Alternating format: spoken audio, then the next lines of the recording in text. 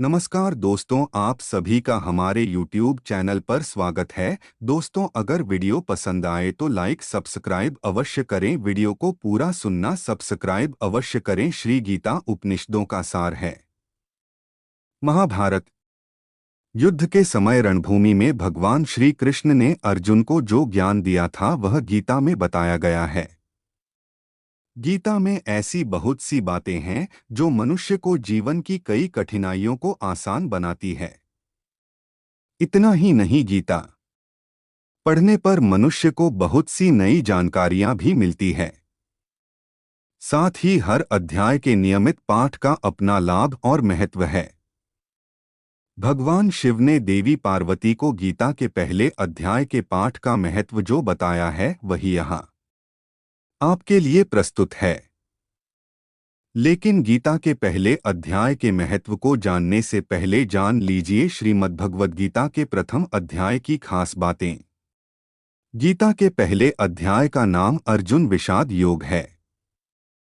इस अध्याय में कुरुक्षेत्र के मैदान में उपस्थित बंधुओं और संबंधियों को सामने देखकर अर्जुन के मन में उठे विषाद और मनःस्थिति। एक समय पार्वती जी ने पूछा है, महादेव जी, किस ज्ञान के बल पर संसार के सब लोग आपको शिव कहकर पूजते हैं? मृगछाला ओढ़े और अपने सभी अंगों में शमशान की विभूति लगाएं, गले में सर्प और नर मुंडों की माला पहने हुए हो। इनमें तो कोई भी पवित्र नहीं, फिर आप किस ज्ञान से पवित्र माने जाते हैं? तब महादेव ने उत्तर दिया कि हे प्रिय, सुनो, मैं गीता ज्ञान को अपने हृदय में धारण करने से पवित्र माना जाता हूँ। इस ज्ञान से मुझे बाहर के कर्म नहीं व्यापते।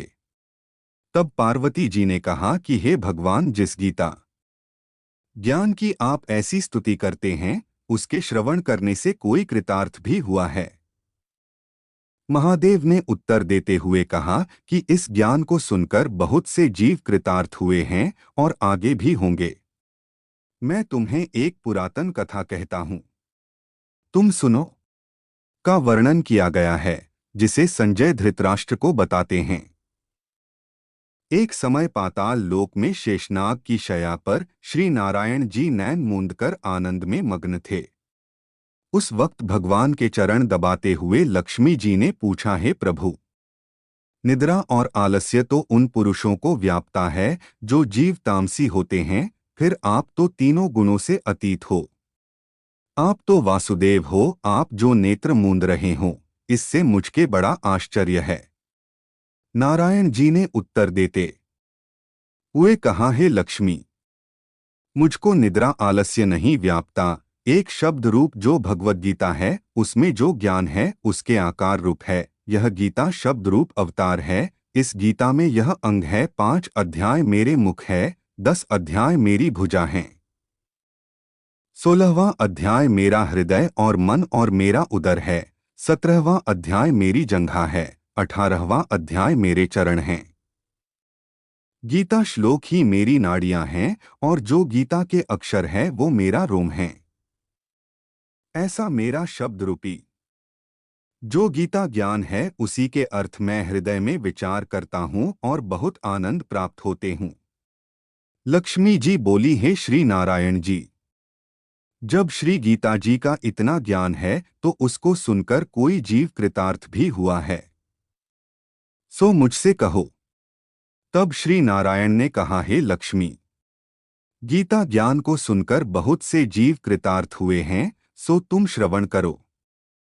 एक व्यक्ति था जो चांडलों का काम करता था और तेल नमक के व्यापार का काम करता था। उसने एक बकरी पाली। एक दिन हुआ है, बकरी चराने के लिए वन में गया था और वृक्ष से पत्ते तोड़ने लगा। वहां उसे एक सांप ने डस लिया, जिससे वह तुरंत मर गया। करने के बाद उसने बहुत नरक भोगे और उसका जन्म बल रूप में हुआ। उसे बेल का भिक्षुक ने मूल्य ले लिया और उसे पर चढ़कर भिक्षा मांगता था। फिरे जो कुछ भिक्षा मांगकर लाता वह उसे अपने परिवार के साथ मिलकर खाता और वो बैल सारी रात द्वार पर खड़ा रहता।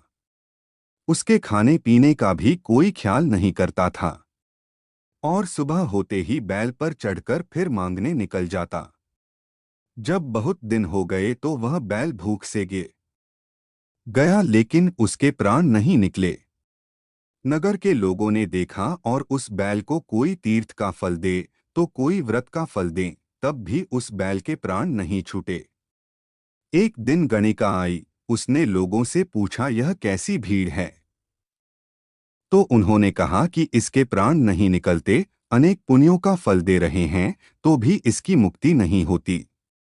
तब गणिका ने कहा कि मैंने जो कर्म किया है उसका फल मैंने इस बैल को दिया है। इतना कहते ही बैल की मुक्ति हो गई। तब बैल ने एक ब्राह्मण के घर जन्म लिया। पिता ने उसका नाम सुशर्मा रखा। उसके पिता ने उसे पढ़ाया लिखाया। उसको अपने पिछले जन्म की सुध थी। उसने एक दिन मन में विचार किया, जिस गणिका ने मुझे बैल की योनि से छुड़ाया था उसका दर्शन करूं। गणिका ने कहा मैं नहीं जानती तुम कौन हो।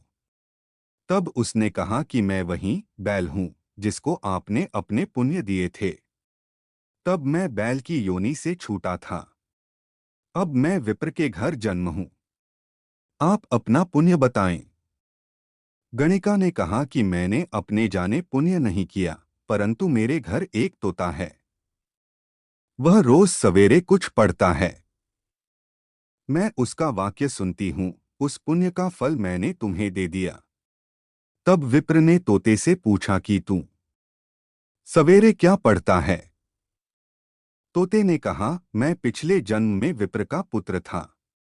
मेरे पिता ने मुझे गीता के पहले अध्याय का पाठ सुनाया करते थे। एक दिन मैंने गुरु से कहा कि मुझको आपने क्या पढ़ाया है। तब गुरुजी ने मुझे शाप दिया कि तू तोता बन जा। इसके बाद से मैं तोता बन गया। एक दिन बहेलिया मुझे पकड़ ले आया और एक विप्र ने मुझे मोल ले लिया। वह विप्र भी अपने पुत्र को गीता का पाठ सिखाता था। तब मैंने भी यह पाठ सीख लिया।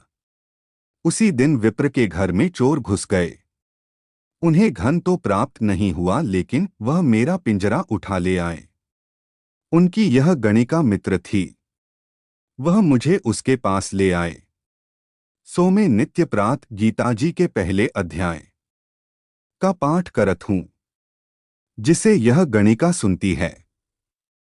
पर इस गणिका को समझ में नहीं आती। जो मैं पढ़ता हूँ वही इस गणिका ने तेरे निमित्त दिया था।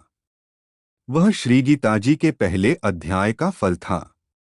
तब विप्र ने कहा कि हे तोते, तू भी विप्र है, मेरे आशीर्वाद से तेरा कल्याण हो। सोहे लक्ष्मी। विप्र के इतना कहते ही वह तोता भी मुक्ति को प्राप्त हो गया। तब गणिका ने बुरे कर्म छोड़ भले कर्म ग्रहण किए और नित्य स्नान करके श्री गीताजी के प्रथम अध्याय का पाठ करना शुरू कर दिया, जिससे उसकी भी मुक्ति हो गई।